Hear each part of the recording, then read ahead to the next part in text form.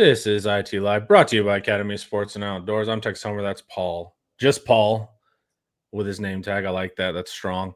And this is the Tuesday show where we break down our upcoming opponent. Our upcoming opponent, Paul, is the Georgia Bulldogs. Round 3. Interesting team this year. And we will discuss everything we know about them. But first, you guys need to go to Inside Texas. $1 for 1 month. We would love to see you over there. Recruiting news, National Signing Day is coming, guys. We're going to get some more excitement here. Hopefully, put some wins on the board, get some flips, all that fun stuff. And, of course, analysis is always from Paul and Ian.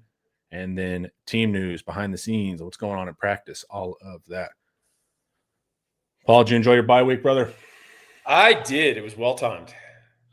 I agree. Do you want to skip all the pleasantries, Paul, and go straight into this? Yeah, I'm tired of these fake pleasantries. Yeah, me and Paul do not talk off screen. We're actually Nope. Yeah, we're not allowed to make eye contact with each other. Or actually more, I'm not allowed to make eye contact with Paul, but that's more accurate. Yep. All right, Georgia. Weird team this year compared to the Georgia in your mind, the mythical Georgia that haunts Texas fans. Now, keep in mind, me and Paul did this last year where we pointed out, hey, Georgia's not the Georgia of the early 2020s, and then they proceeded to play hair on fire. So we'll see what happens and if Kirby has anything cooked up. But they're stronger on offense, and their defense is weird. And so we'll have to see what that looks like. But first things first, let's look at the Georgia offense, who's been a pleasant surprise for them. They are 18th in points per game. They are fairly – what's interesting here is they're 26th in plays per game, but 90th in seconds per play. So they're getting long plays in. Those numbers don't normally go together, but long plays. Like they're getting more plays, but they're taking longer. Normally they run together, so that's a weird. A lot of Georgia offense, they just run laterally with the ball. Yeah, that's how I say explosive. They just run all these long plays all the time. All right, time of possession, 10th, so they're holding the ball. Yards per play, 33rd. What's important here is points per drive. They are 6th in the country, so they've been a really efficient offense. And as you can see, Texas defense going to have a little bit of we're facing 90. We're 95th in opponent plays per game. We're facing a lot of plays. Georgia's running a lot, so we'll see if it ends up tiring us out as well. But we do have the matchup advantage in yards per play at 9th, which is good. We have the matchup advantage in total yards per game. But Georgia has the advantage in points per drive. Yep. Success rate. This is really why they're a good offense. They have good players, but the scheme is really sound. They run a ton of stuff. They run a ton of stuff off their stuff. So they have second and third level versions of their plays. So they'll get you looking one way for a couple, and then they have an answer for that as well. One example I give is they do a lot of fast to the flat stuff. So a tight end immediately to the flats. And then they started doing that same thing, but they hide a tight end in line, and then they make him leak out the opposite direction. Gunnar Stockton runs that way, rolls back out, throws to him. So there's levels and layers to their offense. And if you start over defending or moving too fast at their original play, they'll just call the second tier of that and get you for some yards. So it's also just a well-designed offense that they're maximizing. This is what I think is interesting. They're 115th in explosiveness. And if you watch their games, you'll see like some really effective stuff up the seams from the tight end. When Colby Young wasn't injured, you would see him on kind of that fade contested catch guy. Occasionally you'll see Frazier bust one. But overall, they're not super explosive. They're just executing at a high level. But I would still be wary of that. There's a lot of potential energy there. If it's there, they can hit it. What do you think, Paul? I agree. I think we'll talk about some of their injuries, but the loss of Colby Young as a big, tall, downfield threat, I think may have limited him a little bit. But then I watched the Mississippi State game, and they had tons of explosive plays and moved up and down the field at will. So I don't know. Yeah, I was surprised. I was very surprised by their explosivity stat. So was I. Like you, I watched the All 22. I watched a bunch of different games, and they seem to have a fair amount of big plays. So yeah. Maybe it's just the sheer number of plays drowns it out. Yeah. Yeah, and that could be it. And a lot of the battles are at the line of scrimmage, and you'll see in a second that this is actually a rushing team, but everything they do pass design-wise is coming off of that. And of course, they can tag quarterback run. Havoc rate, they're not facing a lot of trouble. Their offensive line is doing a good job. They're 18th there, 28th against front seven havoc, sacks, batted balls, that kind of stuff. And then 21st against interceptions, all of that. So they're not facing a lot of trouble either. They're keeping the quarterback clean and the reads fairly clean. Gunnar Stockton can drop back pass, but they don't ask a ton of that from him. So you'll hear Gunnar Stockton a lot. Man, he can throw the ball, all of that stuff. But at their core, they're a running team, and they're 26th in the country in rushing plays rate. So stop the two backs, Bowens and Frazier. Last year, I thought Frazier would for sure end up being the number one.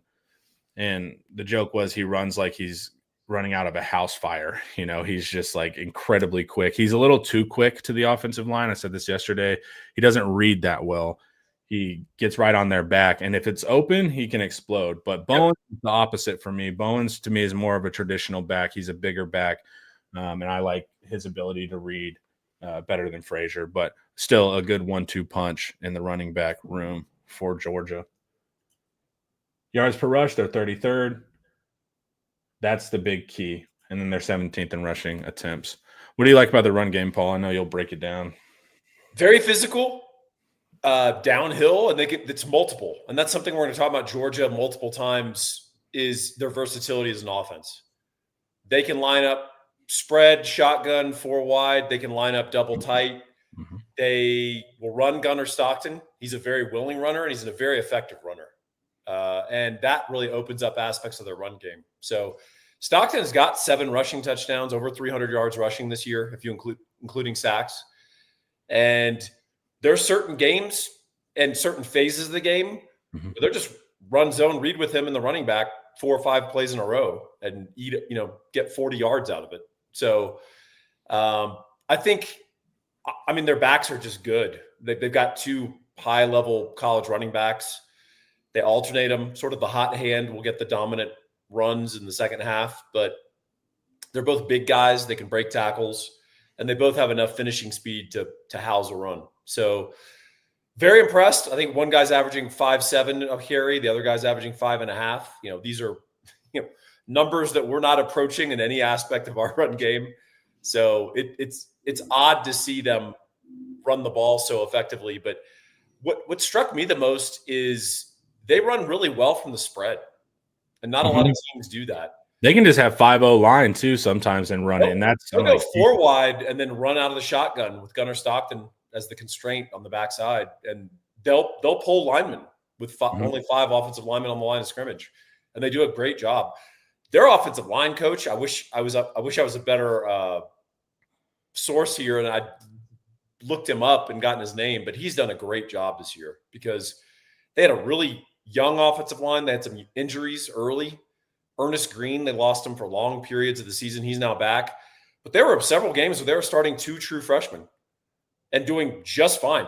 People were trying to run stunts on them. People trying to run line games. They picked it up, no problem at all. And those guys are all very physical. Isn't that Taylor Searles' dad? Our personnel. Oh, is it Stacey Searles? Yeah, I think that's her dad who runs our production and recruiting. That's her dad. That's the Georgia line coach. There you go. So come on home. Come on home, brother. Come see your daughter. Spend some time with your daughter, man. All right, yards per rush, 33rd. Now, this is what's nice to see on the Texas defensive side of this argument with their run game. Yep. Because this is what they're focused on. And if we can put a stop to that or slow its progress, then the Texas defense can have some better opportunities. So the Texas defense is 15th in rushing success rate. Texas does have the advantage here. Rushing explosivity, we're dealing with a mismatch, a rank differential of 80. So Texas is 4th in the country in explosive runs, and Georgia's 86th in explosive runs on offense. So hopefully you can keep them from going for 80 with Frazier or something like that.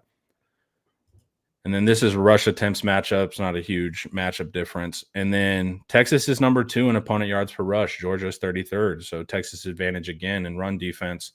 Same thing with rushing yards per game. So this is interesting. The strength of what they do and what they want to do, Texas has the advantage essentially across the board.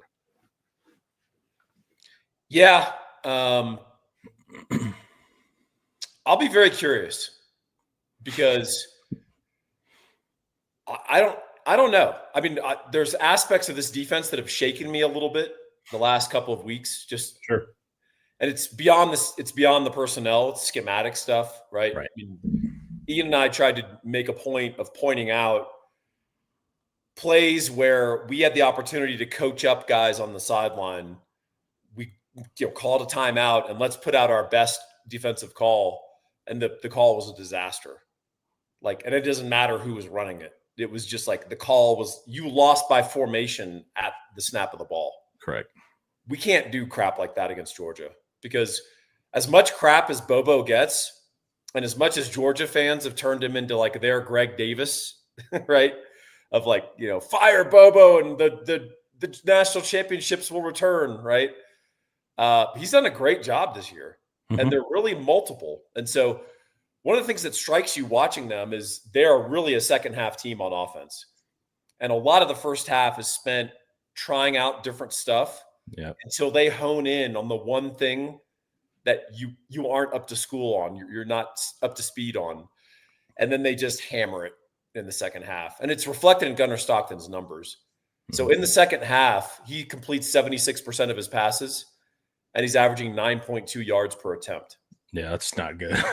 And so they're just honing in on what it is, you're trying to do schematically on defense, and then they pick it apart. So we've got to really play a complete game, and we've got to marry up our front, our linebackers, our secondary.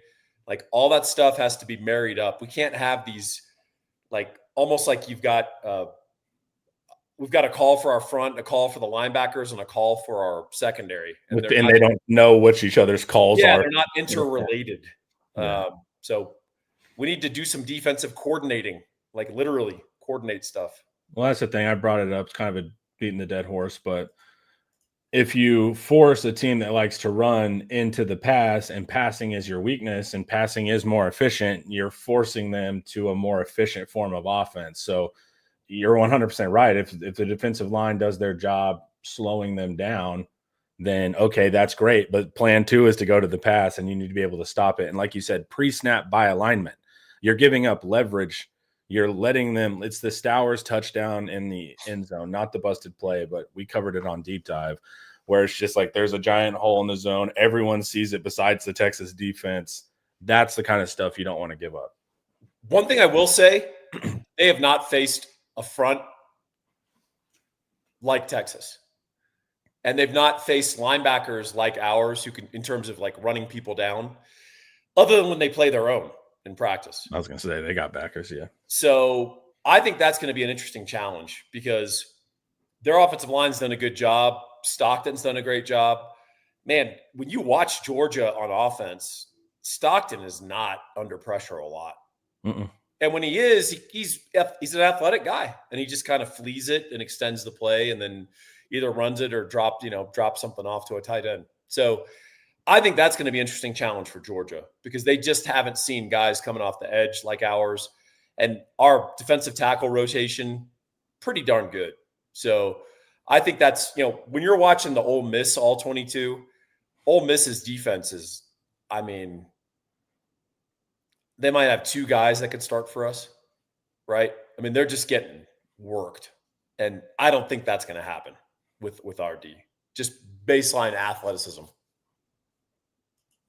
Their offensive line yards are 53rd. Texas is 5th here, so still advantage. Their rushing power success rate is interesting. So 4th and short, 3rd and short, they're 114th. Texas is 1st. So we have a mismatch here. And then offensive stuff rate, Texas all again. So if you just look at the Georgia rushing offense, which is their bread and butter, versus Texas defense, Texas has this entirely on lock, minus rushing attempts per game. And that's not really a stat of skill. That's just a stat of what happens. So this is interesting here. Now, this is where we get into Georgia's passing offense versus Texas's passing defense. They're not running a ton of pass plays. They're at 42%, which is good here in the pass game because Texas is 125th facing a ton of passes, and guys are getting tired out. Then you're having to go into depth. Our depth is clearly not prepared. all of this kind of stuff. So hopefully they're not running so many pass plays that it tires us out. That's what the numbers would say. But if you shut down their run game, they're going to pass. If you get a big lead on them, they're going to pass, those kind of things. Their passing success rate, just being efficient there, you'll really like if you watch the tape. They have the advantage. Passing explosivity, 130th in the country.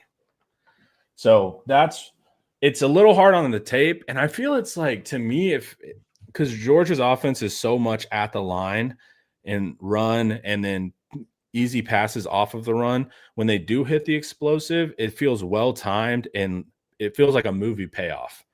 And so it's like, I think the high of when they hit it gives an outsized impact on how often they actually do hit it.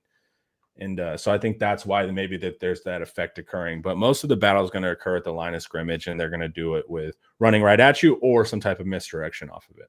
Yeah, and I think the contrasting thing is their offense is just constantly converting third downs, second and short. So they're 50% conversion rate on money downs, third and fourth down combined. And that's one of the reasons they stay on the field, right? They possess the ball. So Zach Branch has really been effective for them in that regard. He is their number one receiver. Most of that's happening underneath. Yeah, I thought Zach Branch, before I watched him, I was like, this dude's gonna be catching deep balls all day. It's screens and short, and then he goes. So that's going to be, that's an interesting fact. And they have a good mix of like wide receivers. So Colby Young went out, fractured leg versus Ole Miss. He was their go up and get it guy, big body receiver, throw it up. Then he's been replaced by Noah Thomas. Y'all remember Noah Thomas at A&M? He was their red zone threat, go up and get it guy. I liked Noah Thomas. So he's kind of filling in for that role, but it's not the same effect of Colby Young. And then, like we said, Branch. We'll talk tight ends in a second, but then they bring in London Humphreys, and Humphreys was the one from Vandy, right? That is actually super fast. Fast guy. Yeah, he's fast downfield. So they have that as well. And then, of course, Dylan Bell, who I expected Bell to be more of the behind the line. He's a converted running back from years ago. But he's all over the field. He's actually their one that you can target anywhere, and he does a lot of cool stuff. So they have good talent. They have good players at different levels of the field. Bell's like a lesser Wingo. Sure. He's and they'll use guy. Yeah, they'll use him on a reverse. They'll hit him downfield. Exactly. That's a good example. So they have plenty of different types of players, even losing Colby Young. So that's important. And then, of course, we'll get into the tight ends in a second. Texas has the advantage in passing explosivity. Team completion percentage, they're 22nd, so not surprising. We said they're efficient. Texas is bad here. Texas is 79th in the country at giving up completions. Originally, the plan was, all right, you can have your little completions. We're going to stop you in the red zone, or we're gonna get a sack and drive kill you. But the problem is that's breaking a little. We're getting a little bit bend and then break, so we have to see what's occurring there. Well, that really, which was driven up, that metric was driven up by the last 3 games. For sure. Starting at Kentucky, their quarterback went 31 of 39, all dink and dunk. But then Mississippi State and Vandy were not dink and dunk. They hit us downfield and threw for both over 360.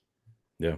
So and Nash did a breakdown of the last 3 games of pass defense. The pass defense is in the hundreds for like the past 3 games specifically. So getting guys back, getting Jelani and Taft, you hope that helps. But also, Paul's mentioned there's some schematic issues. I don't care if you have the 85 Bears. If you put them in the wrong spot, they're not going to teleport to be able to stop the ball. So getting players back, but also more sound calls are going to help. So we have to see that part. Opponent yards per game. Georgia still has the advantage, slight advantage there. They're 39th. And then QB sack percentage, they're 20th in the country. That's good. But Texas does have the advantage here. We're 10th. We're sacking quarterbacks on 9.3% of dropbacks. They're only getting sacked on 3.6. So let's talk about how we get those sacks, because this is going to be a key element of this game, because our ability to inflict negative plays on Georgia is going to be huge. It's going to be paramount. Yep. So how do we get the sacks? Gunnar Stockton's really interesting in that he is better as a passer when you blitz him. So, not to shamelessly plug our deep dive that we're doing later today, but we're going to do an all 22 film study where I pull a couple of clips where I show the folly of blitzing him, particularly from depth, like a delay blitz, partly because he's really grown in the offense and he knows where to go with the ball when you blitz him. He knows where to replace that blitzer. And then secondly, the O-line's doing a good job. They're very coherent. And thirdly, he's got good feet. Gunnar Stockton's elusive and he's a stronger guy. And he is not scared of taking a hit to release a ball. One thing you'll notice watching Georgia, Stockton's fearless. Just totally fearless. And Texas fans got a taste of that, obviously last year. But he'll step into a blitzer to deliver the ball. He does not care.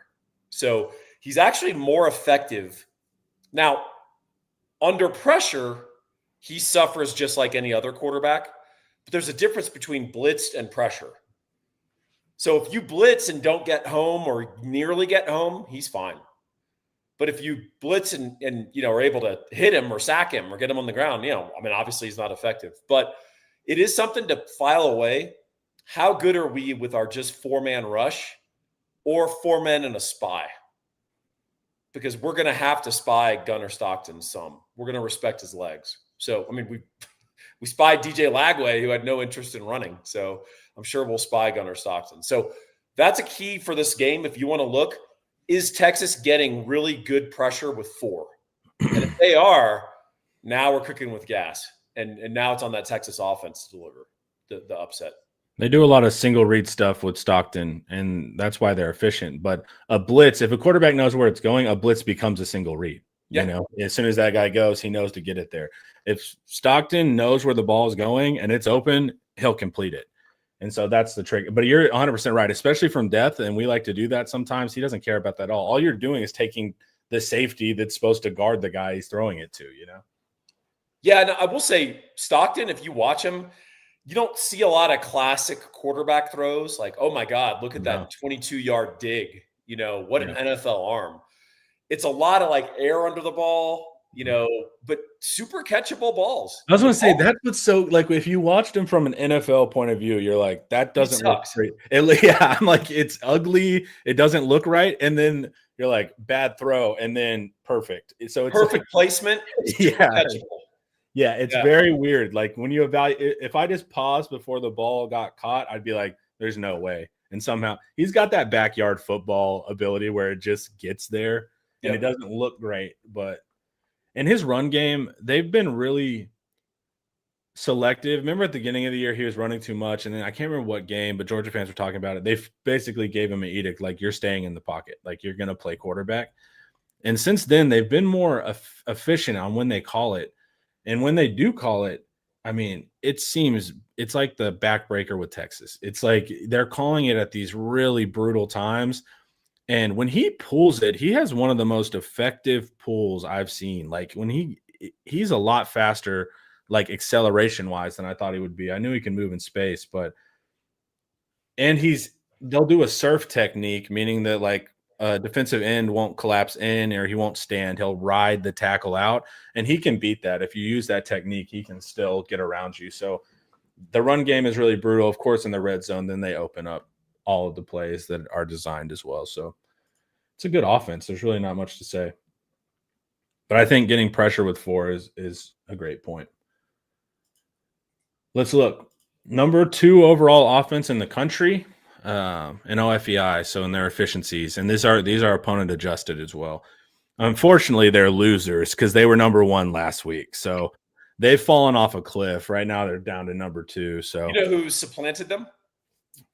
You told me before the show, so I don't want to. Damn it! Cheat. Chat. Guess who supplanted them as the most efficient offense in college football?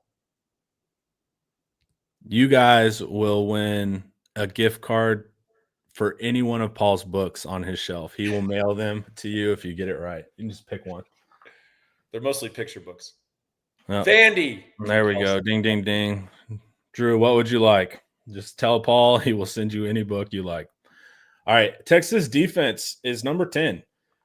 Good for college football, but we've been dropping there. And so, we were up to number 2, right, to start the season in the first few games of the season. So Texas is struggling a little bit, but Georgia ultimately holds the matchup there. And then F+, which is including recruiting rankings. So what all it means, I use these numbers in tandem because this one's including recruiting rankings. So if you're better than your recruiting rankings, you're outperforming your rank. If your recruiting ranking is worse, then you're underperforming your rank. That's just how I think about it. So Texas defense underperforming, Georgia's offense overperforming their recruiting ranks. A little different in the NIL portal world, but that's just how I look at it. Standard downs rate, 17th. They're really efficient. A lot of stuff at the line of scrimmage, moving the ball forward, able to run, all that kind of stuff. Similar to Vandy in that regard, offensively, on what they're able to do. Their success rate on standard downs is also really good. They're 10th. That gives them a good passing downs rate because it's just the inverse of that number. But 52nd on passing down success rate. Not bad. It's clearly above average, but it's not in that top 10 spot. So maybe you can get them into those. If you can stop the run or you can get a sack, you can put them in a less advantageous situation. Other shameless plug for our All-22 later today. All of the clips that I pulled, I think save one, are 1st and 10. Yeah. And it's a myriad of different things that they attack you with. So the confidence that they have in Stockton running the offense is total. They'll run anything, anywhere in the field, and they'll run a lot of their gotcha stuff on 1st and 10. So they really lull you with that run game being effective and grinding on you. And then they'll run really creative stuff. They don't save their creative stuff for 3rd and 6. They try to spring it on you on 1st and 10 when you're kind of playing a neutral defense. And so I think it's another example of Bobo doing a really good job. I understand that, like, he went through a lull, I guess. And I think he got blamed for a lot of Carson Beck's inherent deficiencies and the deficiencies of the wide receiver core. They couldn't balls. catch the ball. Yeah, I mean, so I don't think Bobo's monking, but he's a better OC than people think. Yeah, I agree. Yeah, it's weird to hear Georgia's fans talk about him versus what you see on tape. You're like, this is a smart, well-run offense.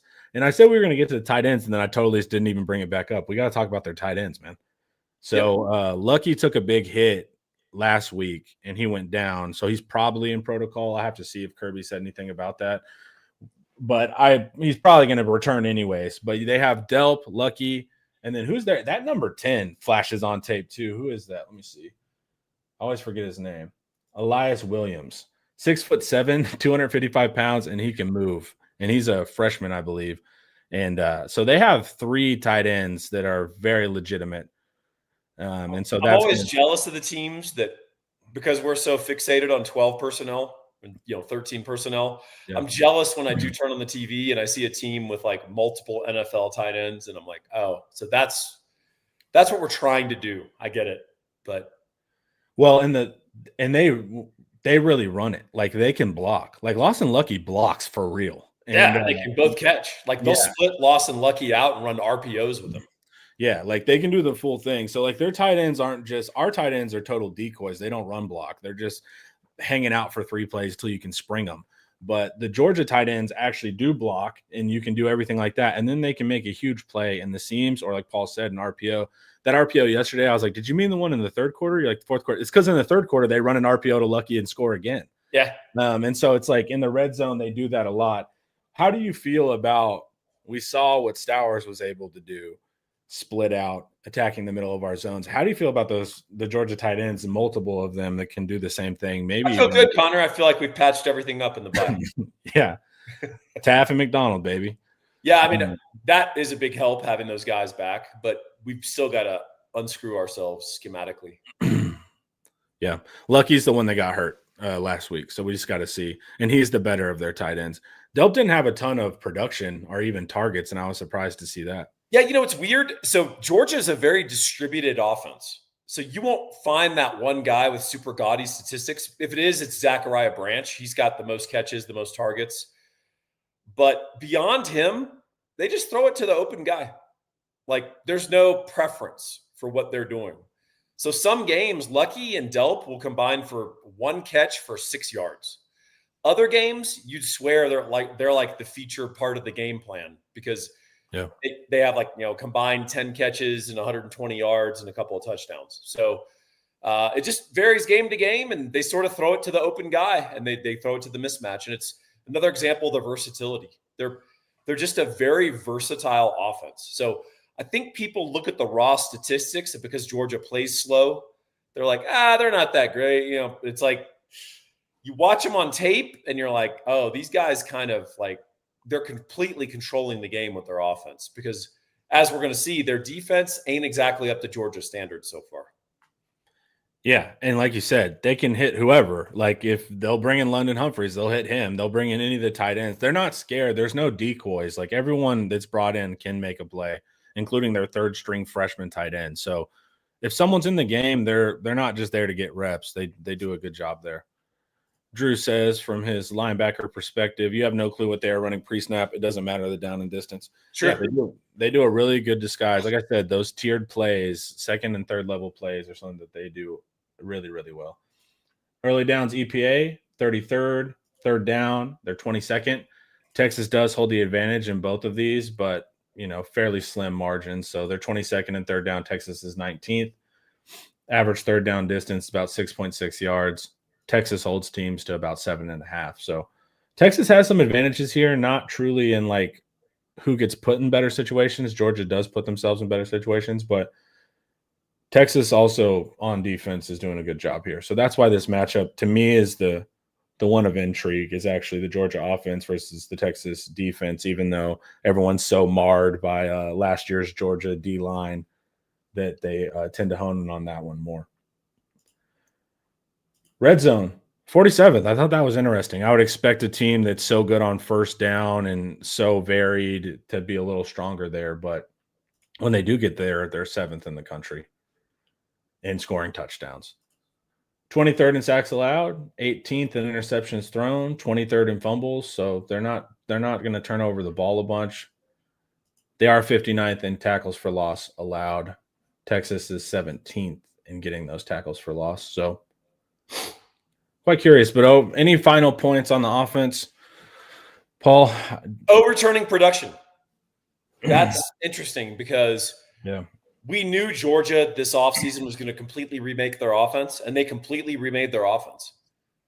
I think in some ways their offensive line got better, and they had multiple guys drafted. Like their younger guys are super talented, and so they're learning, and you could see them get exploited in certain things, but then the next snap, it's like they figured it out. So, and then they completely remade their receiver room. Guys graduated, or they just ditched a lot of guys that they didn't like. They obviously let Carson Beck walk. That was sort of a mutual thing. Yeah, that worked out. And people were like, oh, Georgia's not going after a quarterback in the portal. They're going to be LOL. Gunnar Stockton's going to be the guy. Gunnar Stockton's the guy. So, yeah, I mean, they've done a good job. Just all new faces on offense and way better on offense. Yeah. All right, everyone. Before we keep going, the most festive gear of the year is back at Academy Sports and Outdoors. Don't miss the limited edition Magellan Outdoor Christmas Market Collection, only at Academy. Get exclusive 2025 gear and gifts for all your holiday parties, fun family photos, and Christmas morning traditions. Check out the entire collection from matching PJs and holiday print fishing shirts and dresses to exclusive new Mossy Oak Snowdrift camo styles and more. Shop in-store at academy.com, or if you need it fast, get same-day delivery powered by DoorDash. Let your holiday fun begin with the Magellan Outdoors Christmas Market Collection that is only at Academy. What do you like here, Paul? I know you love your dogs, man. What are you thinking? I like the dog hoodie. I also like that someone's finally paying tribute to the great Portuguese explorer Magellan and his love of outdoors apparel. He died outdoors in the Philippines. Yes, that's murdered by the natives. That's a fun fact, man. All right, guys. Defense. I was reading a book about all the Spanish conquistadors in relation to Texas being built as a state. Man, that was not a fun time out there, man. That was not enjoyable. Yeah, there was a lot of take me to the cities of gold. And then the one smart guy in the tribe would be like, I'll take you. Yeah. Walk them out like in the middle of West Texas and abandon them. Yeah. Those guys would all starve to death and go through these incredible travails. Yeah, not as quite as fun as the school history books will tell you. Whenever you read it, you're like, that seems a little tough. All right, Georgia defense. This is the one everyone thinks of immediately, right? The Georgia Bulldogs. This defense is weird, and it's not Georgia. And I was talking to a Georgia content creator. I was like, what's going on? Because I wouldn't call this a Georgia defense. And they're like, man, I don't know. Our guys aren't getting drive killers. And I think that's the biggest problem is that they're not getting drive killers consistently. But they're 29th in opponent's points per game. Once again, this is good, but grading on what Georgia was, like top 3 in everything for They used multiple to cut years. that number in half, right? Yeah. And so it's like this is still a good defense. There's no question. It's just nowhere near what they have been. All right. Let's see what we got here. Yards per play, they're 33rd, giving up 5. 46th in points per drive. Weird. Now, keep in mind, Georgia still generally holds all advantages because the Texas offense is not that good. But we're on the upswing, Connor. Well, look, we're at least in pastel Christmas right here. We were in dark red. So we're getting, I said we couldn't get up to elite in anything, but this is about as good as you can get from where we were. So this is improvement, even though it's still not great. Hey, can we talk about something? This is driving me crazy. Georgia, you did a good job simulating their actual color. Look at the Texas color. Well, that's the problem. There's not a burnt orange in Google Sheets. I'm not here to hear excuses. Yeah, well, you know? I will petition Google Sheets to add burnt orange.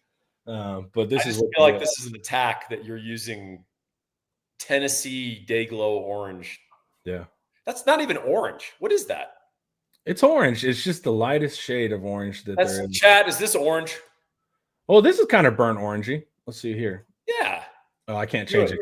I have conditional formatting on, but that's kind of burnt orangey. So maybe I'll change that for next week so Paul will feel much better about it. Either do white or do burnt orange. Let's not do this. I don't like white because some of the mid numbers here are white, and so I don't like that to blend, Paul. There's levels to this, man. When you're making charts, all right. I don't have time to deal with you rookies that don't even think out your full plan. I realize the level of thought you put into these spreadsheets. Exactly. Jeez. All right. So D points per drive, 46. They still hold pretty much all advantages, even with a down comparative to what they've been, Georgia. Now, this is where it gets weird. 105th and 15th in havoc total, 123rd from the front seven. Like, they're not getting sacks. Their pass rush is not working. They're not. And it's weird because you watch all 22 and they look like Georgia players. Like, whenever they move, you're like, that guy's 6'9" and moves like a figure skater, but they're not getting production. That's one of my biggest. Yeah. Well, no, dude, they don't just, once again, I'm dealing with casuals here, guys. They move, they glide, brother. If you expand the camera view out, Connor, you'll just see like the huge poster of Ryan Fontano signed. I don't just break down football, guys. It's figure skating as well. But that's the big difference, right? Is that front seven's not causing a lot of issues. Yeah, the lack of havoc is really interesting because so people had a conception of, oh, Georgia, all those attacking defenses and all that. They try to stop the run with as few people as possible. Yep. Their whole idea is like, we want to throttle your passing game. And then we have these mutants up front that we're able to play sometimes a light box, much less an honest box. And we still can dominate your run game. Right.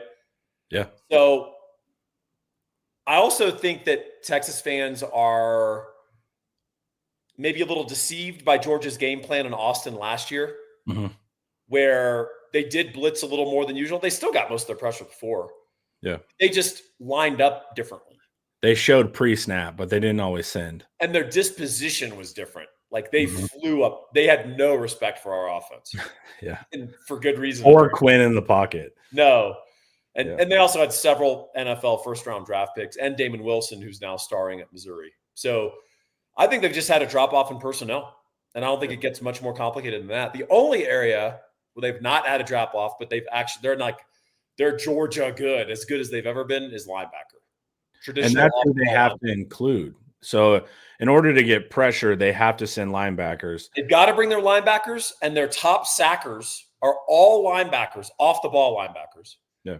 And even their backup linebackers, right, their backup linebackers are amazing. And they are also in their top sack guys. So I think their defensive line has a sack. Yeah, Maybe it's 2 super sacks. low. Yeah, when I Yeah. was going through PFF, I was pretty shocked.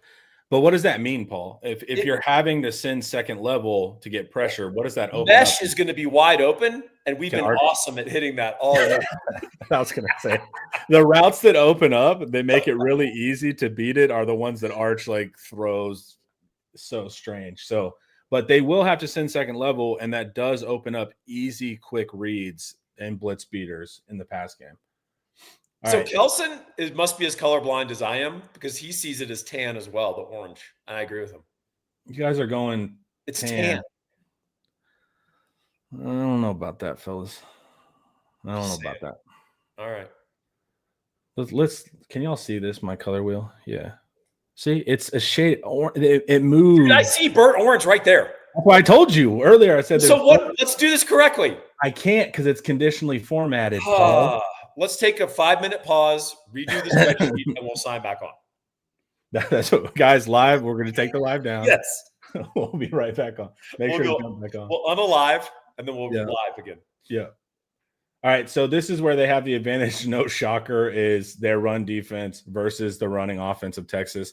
This is what I thought Ole Miss did intelligently. They didn't even try to run inside. Like there were like 2 or 3 times they would do it with quarterback design, but generally they were like perimeter, perimeter, perimeter, some type of outside run. If you watch Alabama starts the game with an interior attack, but as the game spreads out, they start going more outside perimeter run and screen as well. And those are teams that run games are better than ours. I think you kill drives by being stubborn and trying to run up the middle. When they're giving you throws on the outside, they're giving you the ability on the perimeter. I will be frustrated. I don't care if you try to run outside, but running inside to me is a sure way to get stuck behind the sticks. And I would not like to see that. What if CJ Baxter is healthy? Yeah, we'll see. How'd he do when he was healthy in the beginning? All right, so Georgia has the mismatch in rushing explosivity, shocking. So don't expect explosive runs from the Texas running backs. But Georgia has a huge advantage, and we shouldn't be able to run, especially inside versus these guys. And you brought up Kirby's philosophy. I watched a Kirby Smart clinic years ago when I was learning football more in depth, and he kind of changed the way I thought about run defense because of that. Yeah. And he was like, look, we stop the run so we can defend the pass. And so he's saying, look, and I was like, oh, okay. That's modern football. I thought you just needed 50 guys in the box, right? He's like, that's why we put so much emphasis on it, but we do defend from a light box and we stop the run so we can put more guys in the pass game. Because we do agree the pass game is more dangerous. Yep. And another thing he said that changed how I thought about linebacker play, he said, we don't fire in the run. We don't fire our linebackers into gaps, which is traditional football. He says the whole value of a second level is that they're a second level. So our linebackers will read and stay put. They're athletic and they can fire if you go to that gap, but they're not going to collapse into the line because now you have no second level and it defeats the purpose. So I learned a lot from Kirby Smart watching his clinics. I really like how he thinks about football. He's very people think he's like an old school ball coach. He's very modern. He's modern. And one of the things, I think one of the interesting insights that he has is the running back is a better athlete than your linebackers. And he's going to press into the hole to get your linebacker to commit. And then he's going to jump cut or he's going to cut it outside. And he's a better athlete. Drew, close your ears. I'm sorry to say this to you. But the average college running back is a better athlete than the average college linebacker. Yeah. So when you're firing a guy to a gap, even to meet what he thinks is the running back going to go there, all that running back is doing is pressing. And then he's going to cut. He's going to jump cut a gap over. And you've neutralized that advantage. Yep. What Kirby's saying is, I'm going to give my linebackers need to keep their angle advantage. And then I recruit these mutants that play linebacker who are more athletic than the running back at Georgia. Yeah. And they all run a 4.5 40. And so they'll just run your running back down. And he doesn't care that you gained a yard and now it's 2nd and 9. He's not going to take the chance of creating a 2nd and 13 to give up a 40-yard run. And that's where he's different from Brent Venables, because Venables gets so caught up in his havoc stats. Yeah. He's like, I must have negative plays. And he gets bored and like fidgety if like negative plays aren't occurring. So he'll start firing linebackers and running crazy stunts. And, sometimes it's to his detriment and sometimes it's to his advantage. What do you think about the run game, Paul? How does Texas have success there, or do they even make that a major part of the game plan? What's that? What should happen? How should Texas decide to run the ball? Not what Sark will do, but what do you think logically? Is it an outside zone game? They move well laterally, but still we've seen more success on the perimeter than running interior. Or is the screen game now the run game? What do you think? I think we should approach this like 7-on-7. I agree. I mean, and if we can get some runs, hopefully they'll be sort of opportunistic. We've got them on the ropes and then we run the ball and they're misaligned. Like we're not going to line up and like pound Georgia. That's not a thing. Even though they've fallen off on their D-line and all that, all those guys can still stop the run. Yeah. And it's not like our run game's good. I was going to say you could argue this if Texas had a really good run game. They don't. So it's kind of, look at here. Texas or Georgia holds the advantage in every single metric. And then when we get down to defensive line yards versus offensive line yards for Texas, they hold the advantage in every metric. Yep. So they're 17th in defensive line yards. Texas is 76th on the O-line. Rushing power success rate, not a little bit above average, but it doesn't matter because Texas is 102nd there. Their stuff rate, average, doesn't matter. Texas is 108th on offensive line. So the run game explosivity in the run game is 122nd in the country. Yeah. That is something. Yep. I would like to see who's worse.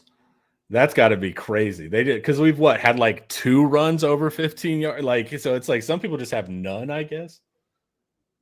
You would think just luck-wise you would end up with a few more. All right, defensive passing versus Georgia. This is where they're interesting. How I say interesting. Interesting. Interesting. They play interesting. It was boring. It's like in My Fair Lady. Interesting. The rain in Spain falls mainly on the plain, Connor. I say that in the morning. Unique New York. All right. Before the shows, I just how I get prepared. So they play off a lot. Sometimes they don't. Sometimes it's game plan specific. It's not like they only play off, but they play off a lot. And they were doing that versus Ole Miss. And Ole Miss was just not just screens. This is the problem is like when they play off, Sark will go screens a lot, but he doesn't always take like the 5-yard sit where they're like, hey, would you like to be in 2nd and 5? Sark's like, no, thank you. So but they did it last year in the SEC championship game. Remember, we started hitting comebacks. Yeah. And so if Sark takes that from last year, Georgia will give that to you. And if they don't apply pressure on passing downs and they can't sack you and they're playing off, they're allowing you to just glide up the field. So to me, it's very obvious. It's got to be screens. And when they play off, just hit them for those easy stuff. Arch can do that. The wide receivers can all do that. It's just if Sark is willing to take it because it's going to be there. Well, also, we have one data point of good pass pro against SEC teams. Yeah, I'm not buying it. The whole offensive line is solved because Cole Hudson's – we and you have seen how Cole Hudson blocks too, just at center. So if we can get another data point of pass pro, then I feel great about our chances of going in there and winning, honestly. But I need to see it. I'm not going to pronounce us healed and healthy in that regard. Well, the thing too is they should look good because they're 128th in the country in sack rate. Yeah, but what were Kentucky and Mississippi State? And Florida. Yeah. And so that's the problem is we've faced a lot of teams with horrible sack rates, and then all of them quadrupled their sack stats. But to see Georgia with 128th sack rate is absolutely insane. So why wouldn't Georgia recapitulate their curveball game plan from last year in Austin where they pressed us and we couldn't get off press coverage? I don't know why you wouldn't. Like it, I think you could run this. The only difference is Arch is mobile in the pocket. They knew that Quinn was a sitting duck. But frankly, I don't know why you wouldn't mug linebacker, especially if Arch can't hit shallows. Like I would send linebackers and I would play tight. And I think they're going to have a special game plan for Sark. They're buddies, which makes you want to beat them more. And then also Sark is known as an offensive mind, so defensive coordinators take that as a diss. And so I don't know why, because playing off, if Sark will take it, you're going to let the Texas offense go for 350. So I think you do play more aggressive. What do you think? I mean, the game where they got punished for that was Tennessee, right? And then they just started busting. Like they panicked in that game. Yeah. On defense. I mean, Georgia's offense has won 2 big games, right? Mm-hmm. They won the Ole Miss game and they won the Tennessee game. Their defense was a no-show in both of those. So I don't know. I think if they trust their personnel, if they trust Dalen Everett out there and guys like that, why wouldn't you just run it back and see if Texas can solve it? Yeah. Well, and you see that Texas holds the majority advantages in the passing offense versus their passing defense, which is great. The offense is 20th in the country in passing explosivity. Georgia doesn't give up a ton because they do play back, but it's still an advantage. And so what's different is they're 73rd in success rate, which is not good, but doesn't matter. Texas offense is 99th. But I bet you if I just took like the past 3 games, you would see a much different success rate. So for Texas's offense, but there's advantages here. There is literally not a single advantage in the run game. So it's pretty obvious here that this should be passing, but do they play tight? Do they play aggressive? It's yet to be seen. We'll see on this Saturday's episode of Texas football. Our O-line pass blocking efficiency is 120th in the country. Still better than their sack rate, though. Their efficiency is 27th in the country. Texas offensive efficiency is 37th. So Georgia, even with their defensive struggles, technically is better than our offense. Oof. All right. Standard downs. Damn it. I always hate this part when I look at Texas. Their standard downs rate are not that great. I remember, guys, Georgia would be like top 3 in everything. And now they're hanging around like 66 in standard downs rate. Doesn't really much matter. Texas is 95th there. And we're not successful on early downs. So Georgia still holds all this stuff situationally. Texas has improved on third down significantly since the beginning of the season. 61st in the country. That's really good compared to where we were at. Georgia is 97th on third down. It's like crazy numbers. That's insane. Isn't that crazy? They were always top 3. So Texas does hold the advantage on third down. That's good at least, right? I mean, their average, look at their average third down distance. They're 134th out of 136 teams. That is crazy, man. It's a trip. And Texas is 115th, but still better. So hey, on fourth down, Georgia's not playing around. Now they're mad on fourth down. They'll stop you there, but pretty weird. They're 29th in red zone, so the Bimba don't break playoff style is paying off a little bit. Texas 75th, including field goals, but they drop down to 89th when it's touchdown only. Texas is 81st, so slight advantage. Yeah, they're not getting explosives on D, like havoc plays, and they're not getting turnovers. Yeah, well, the whole point of if you're going to play off, your front has to introduce drive killers because otherwise they can nickel and dime you. But they don't have any drive killers. They don't get you behind the sticks in the traditional Georgia way. Their saving grace is line 108, tackling grade. Yep. When their guys hit you, you go down. Yep. I think that's directly related to their linebackers. Yeah, that's the trick, right? Because my thought is, and I think Ole Miss did this. They threw like a screen or a comeback, and the corner missed, and the Ole Miss guy ran for a touchdown. And that was the first one I studied, and so I was like, oh, thank God, because you can do that with Wingo. And then I look at their tackling grade, and it was just an anomaly from that game. But they tackle well.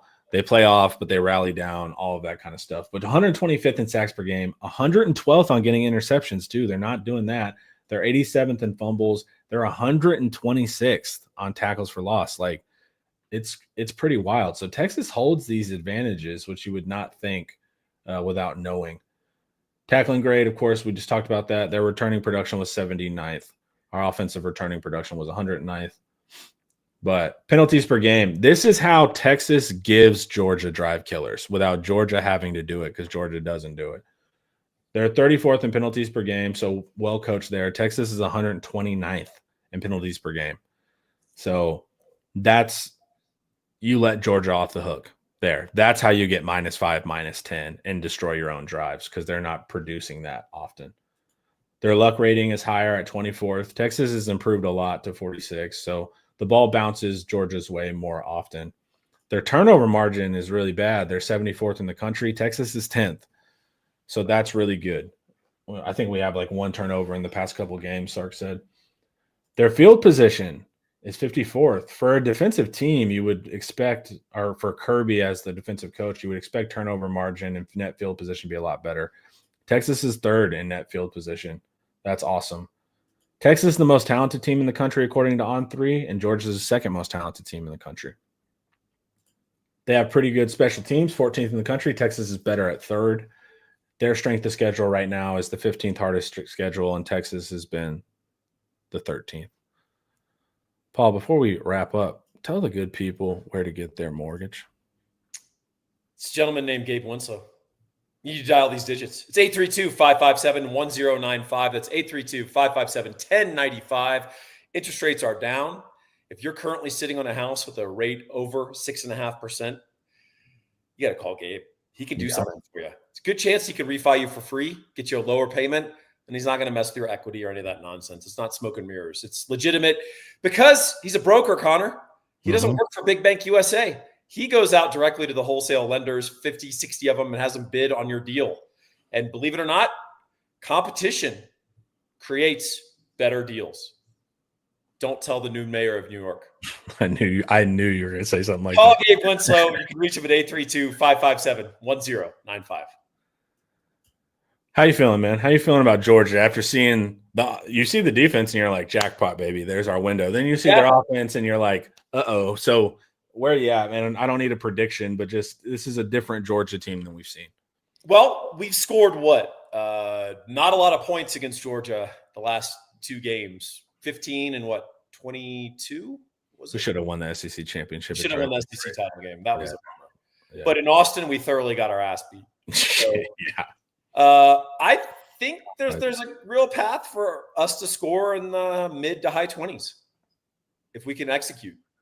And you think the matchup is how well the Texas defense holds the Georgia offense, right?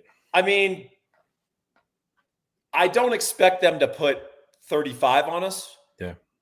But there's an opportunity for Georgia to control the game on offense. And we've got to deprive them of that.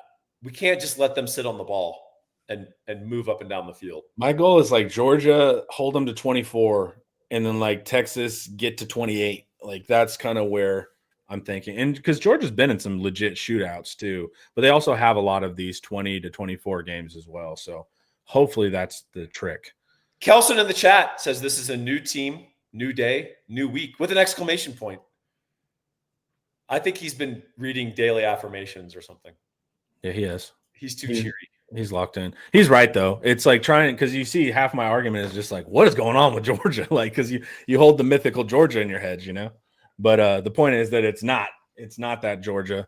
And if Sark can be disciplined in the new approach and stay out of 12 personnel, take what they give you on the perimeter – then I think it's there, but it's tough. And on defense, if they're aware that their zones are flashing wide open pre-snap and then not dropping anyone into it, of course they're going to exploit it. They're great at that on offense. A lot of this is coaching, Paul, not really personnel for me. Drew says, be where your feet are. Yes. You can tell Drew is involved in high-level corporate sales. He is in in his hallway in his house. It's just like hanging there posters and just hanging there with the kitten. Yeah, just seize the day. Fly with the eagles, like there's an eagle, all that. Yep. At one of my early jobs, I did a sales job, and they had those posters on the wall, and there was something so remarkably demotivating about them. For you. Yeah, but it was just walking by them. I was like, if anyone sees these posters and legitimately has a better day, I'm shocked. Hey, your attitude determines your altitude. There we go. Thank you. All right. Thank you. So it's clear. We've looked over the numbers. Texas by 30, probably, right? Yeah. Yeah, absolutely. That's going to be like, you seemed very confident. Yes. I'm sure of it. You guys need to head over to Inside Texas. Join Inside Texas today $1 for 1 month. Georgia Week. Come hang out. Awesome community, active board, funny, smart.